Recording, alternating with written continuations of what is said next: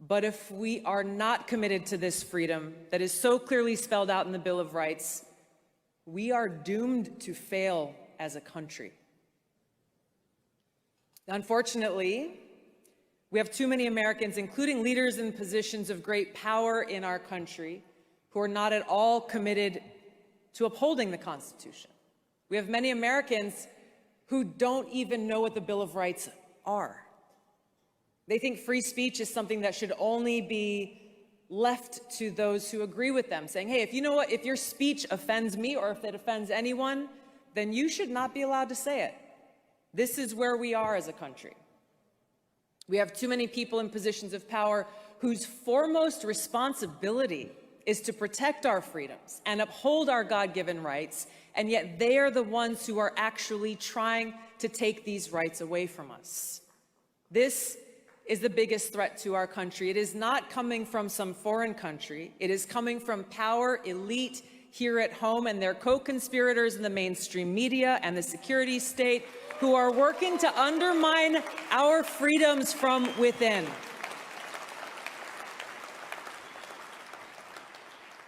Now, just the latest strategy and tactic that they're using is to try to undermine our free speech by taking it upon themselves to say they've got the responsibility to protect us from so-called misinformation.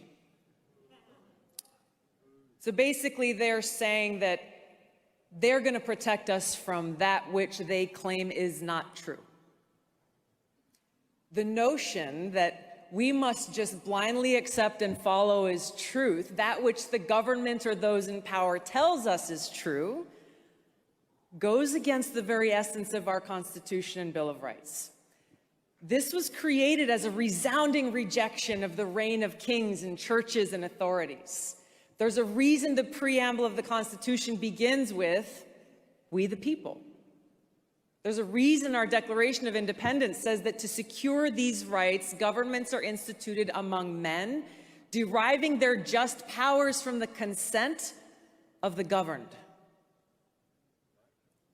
Why is it important that we say these words? Why is it important that we remember them, that we actually understand why they serve as the bedrock of this country? The reason why it's important is because in defiance of the Constitution, we now have leaders in our government working with their mouthpieces in the mainstream media and big tech, doing exactly what our founders rejected. And they're doing so backed by the most lethal force on earth, as they appoint themselves as the sole authority and voice of truth, of information. They get to decide what is true and what is false. They get to decide what is information or misinformation. And they expect we, the people, to just blindly accept and follow. This is where we're at today. It is in direct opposition to the Constitution that the power elite is actively suppressing voices, opinions, and information that they don't like. That those who dare to even question the authority are accused of spreading misinformation and are therefore targeted and smeared and canceled and silenced. We've seen their playbook over and over again. Discredit and censor anyone who challenges them. Why? Because they know that their propaganda will not hold up to scrutiny. That rather than engage in debate on substance, or even answer very simple questions about their policies, they instead immediately resort to smears and name-calling. I'm sure you've heard them all before. I certainly have, like today. Tito's got his hand raised. Russian asset, white supremacist, bigot, racist, extremist, traitor. But what's even more dangerous than this threat of being canceled is the federal government wielding its power and might to punish those who dare to question or disagree with them and their policies. I'll give you one example. If you go on dhs.gov you'll find Biden's Department of Homeland Security summarizes the 3 factors that led them to declare that we are in a heightened state of a domestic terrorism threat. The first of those 3 factors is, quote, the proliferation of false or misleading narratives which sow discord or undermine public trust in U.S. government institutions. I want to read that again because it's important. The proliferation of false or misleading narratives which sow discord or undermine public trust in U.S. government institutions. Number 1 factor. If you replace the word U.S. government with the word church, we can see how those in power see themselves as the high priests in a secular theocracy. This explains why they see those who disagree with them as heretics. And so it's not surprising that those who reject their leadership or views, these are the people who are targeted by Biden's attorney general as domestic terrorists, simply for holding anti-authority views. Basically, what they're telling us is you are an enemy of the state if you dare to oppose or even question the president, his administration, or his policies. Shut up, step back, fall in line, or we're coming after you. This isn't some theory. This is reality. And this is a reality we're seeing play out in Canada as we speak. You have the autocratic leader in Canada who's resorted to genuinely authoritarian and tyrannical means to suppress a peaceful mass protest against the power elite there. Everything that we see happening up north, everything from the execution of emergency powers to the freezing of bank accounts, the seizure of children from parents, the destruction of livelihoods and small businesses, all of these things could happen here.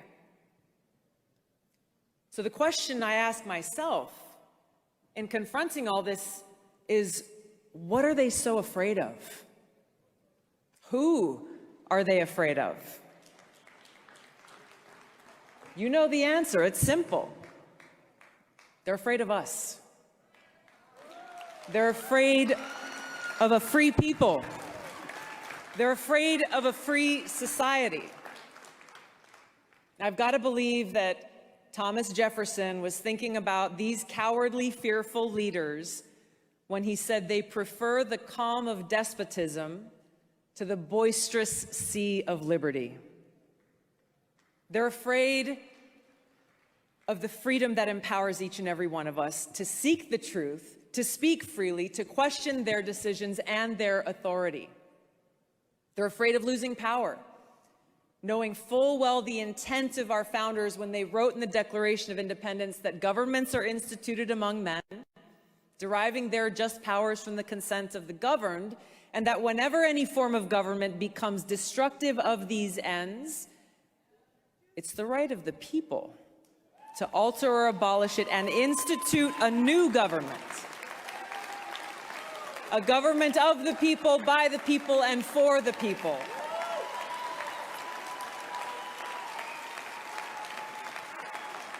This is what scares them. And this is what empowers us.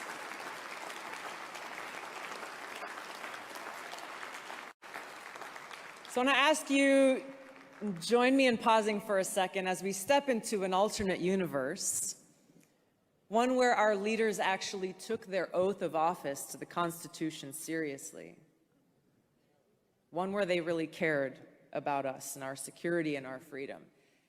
If we were living in this world, they would shut down secret FISA courts and stop three-letter agencies like the NSA, FBI, and CIA from illegally spying on Americans. They would denounce the Attorney General of the United States for his disgraceful attacks on American parents like those from Loudoun County and across the country who are concerned for their children's education. I got to say a quick hello to the parents here. I've had the privilege of spending some time with the amazing parents from across the country and parents defending education, many of whom have never been involved in politics before. But now they are in the trenches, standing up and fighting for their kids, fighting against boards of education and politicians who believe that parents don't have the right to raise their own children. In this different world, our leaders would haul James Clapper before a judge to answer for his lies to Congress about how the government's collecting information from all of our phone records. And they would support the Durham investigation into Clinton corruption in 2016 and beyond and make sure that those responsible are held accountable.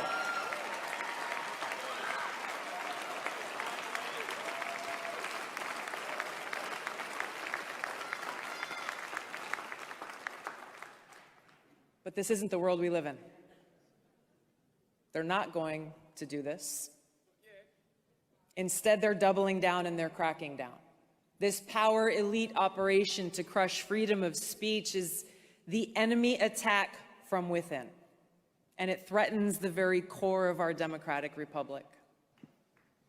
It's a complete betrayal of the vision that our founders had for this country, and it is a direct attack on the mission laid out in the Declaration of Independence, where instead of a government ordained to secure these rights, we now face a government determined to take them away. This is not hyperbole. Think about the impact of this from a practical perspective. How can we vote, let's say, to choose a president when we do not have the freedom to actively participate in the marketplace of ideas?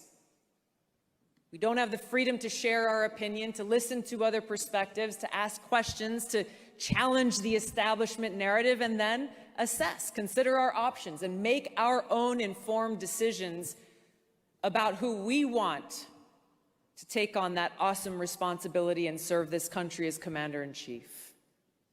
We can't do this as long as we live in a society that's filled with intimidation and fear of being targeted, of being canceled, being intimidated into self-censoring just because we don't want to lose our jobs so that we can provide for our families.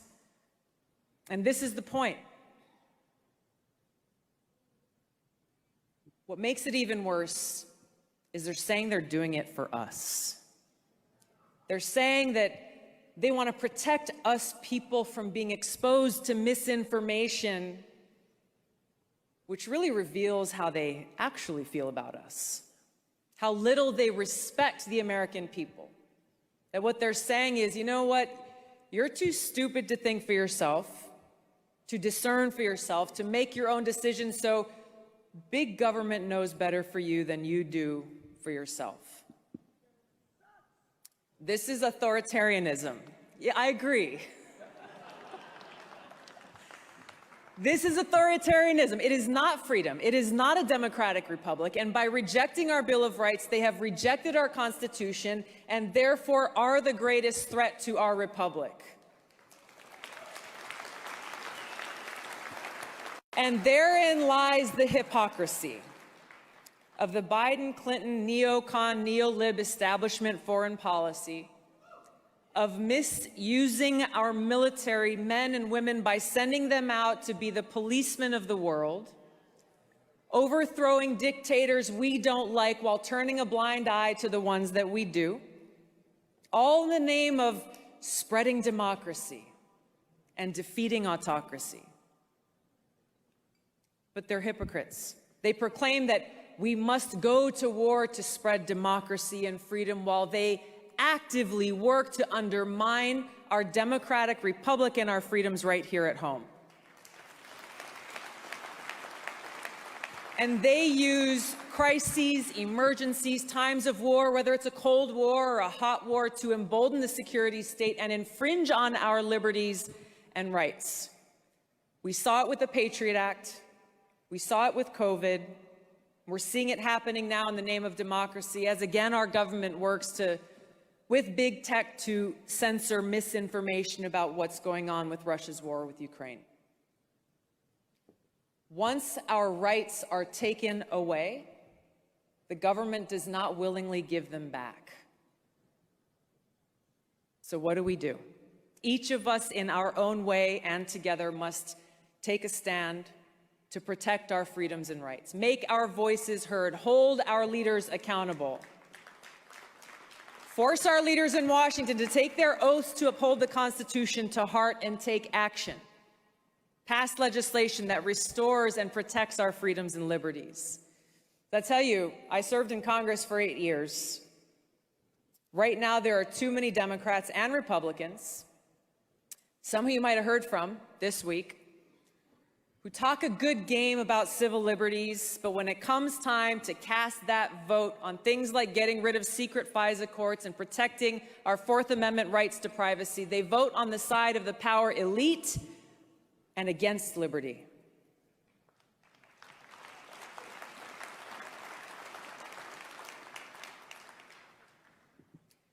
But as we look forward, we can take heart in knowing that our path will be lit by the fire of freedom that burns brightly in the hearts of Americans in every community, every home, every church, every classroom all across this country, in small towns and in big cities, where we have decided that we belong to no one but God. We are not subjects or slaves of those who govern. And by God's grace, we are free. And we will fight to remain free. Thank you so much for having me here today. May God bless you. May God bless America. Aloha. Want to live the Italian